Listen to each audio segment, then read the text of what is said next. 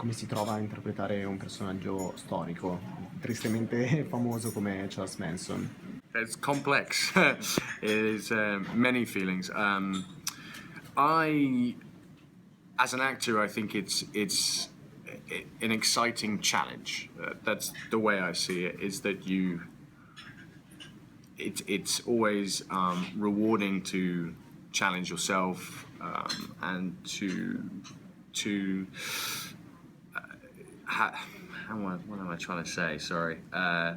Just challenge yourself and investigate the most complex psyches you can. And in this particular opportunity, I think I have that more than I could have ever imagined. So, as I say, it's exciting, but it's difficult and it's a challenge. And I'm just working hard to hope I'm fulfilling an authentic portrayal, I guess.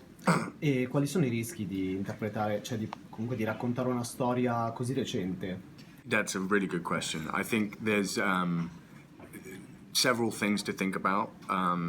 Certainly because it's recent history, we as the storytellers, the producers and the writers are very aware of the people who were affected by the crimes that took place later in the story. So that's one thing to be aware of. The other thing is, I think as an actor, and to just think from that point of view, because everyone has a very clear image in their mind of who the real person was, and I'm asked by the writers and producers to be part of fictional storylines, that can cause again another challenge. It's difficult to sometimes bring the authentic research into the fictional portrayal, but that's kind of it. That's kind of why it's rewarding and exciting to do. You know, I keep using these same words. I apologize, but that's kind of why it's fun to do as well. E il tuo obiettivo nel rappresentare Charles Manson è quello di fare un personaggio tuo o di essere una fedele riproduzione della realtà, appunto, del personaggio in questione? No, I think there is by doing the research and using all of that information as a starting point, you hopefully have an authentic interpretation, but necessarily there is always an element of interpretation.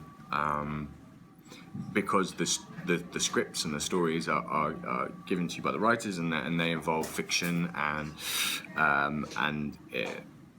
invented events. But absolutely, we're less concerned in this show about mimicry or about, you know, they don't dye my hair so it's exactly the same color, or don't change my nose to be exactly as narrow as his.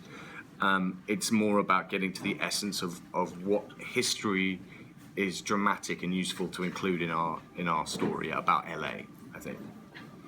E cosa puoi dirci del tuo lavoro con David Duchovny? Avete lavorato insieme a questo progetto anche a livello di collaborazione per quanto riguarda l'interpretazione? I mean, David is an incredible actor who I've looked up to and watched since I was a kid, you know, since I was a young guy. So initially I was pretty nervous to meet him even, you know, but I've been very lucky to work with some amazing actors in my sort of early career, and he's absolutely at the top of that league, if you like. So it was a real pleasure. It's really great as a young actor when you look up to guys and then you meet and get to work with them, and they're nurturing and wonderful and generous.